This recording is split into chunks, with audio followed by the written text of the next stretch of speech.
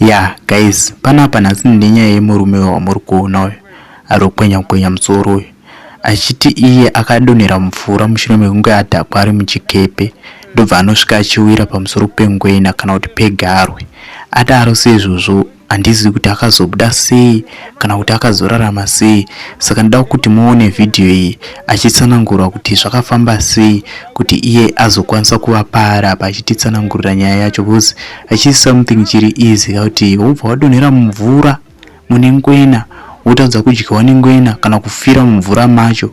Amen. Ndona senyambo, but ndoda kuti muone vhidhiyo iyi mundudza kuti muri kufungewo guys. Also don't forget to subscribe to our channel for more videos. Chakaitika ku Vic Falls panyaya yangwena achite ndikataura muzogutsikana bozi zvakaitika ka ndakakwira muchikepe ndobva ndamwisiwa mawhiski moiti James Bond moiti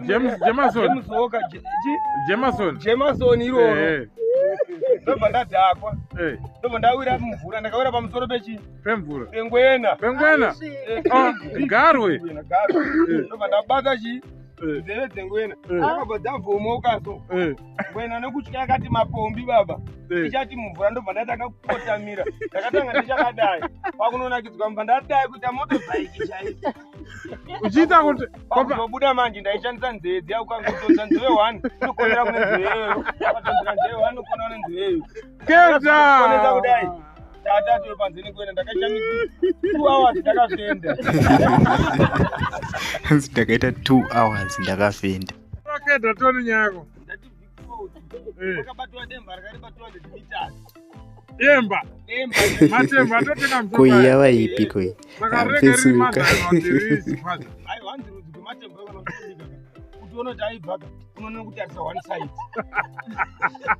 ese anodai keda aiwa ichibaba ichi chokwadi chibaba ichi natural talent risina kumanikidzira kana kudii, but the fun thing about vanhu vakadaika anenge asinei netalent racho achitongonakirwa nemajokes, but azivi kuti nowadays, especially nowadays, zvinhu zvokuti zvinogona kutorlisa chaiko pasocial media uchingoinda uchingoita zvauri kuita izvozvi zvakafanana nevamwe vanonzi Mr Barnes vanongotaura zvimastori seizvozvizvi kuti 1960 tikazodai tikapfuura iri 3 o'clock bhazi rikanosangana nechipoko chichi, vachitoita madziviews akawandisa zvokuti kana vari monetized vari kutorla mari yavo.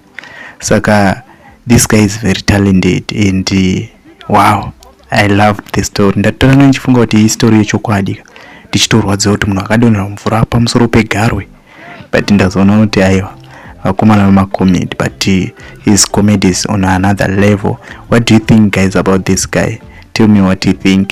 Please don't forget to subscribe kana uri munyowani pano nekulike video ino because toitira kuti algorithm itifavor tikurewo zvakangonaka kusapotana guys. Thank you so much for watching. I'll see you in the next video. Bye bye.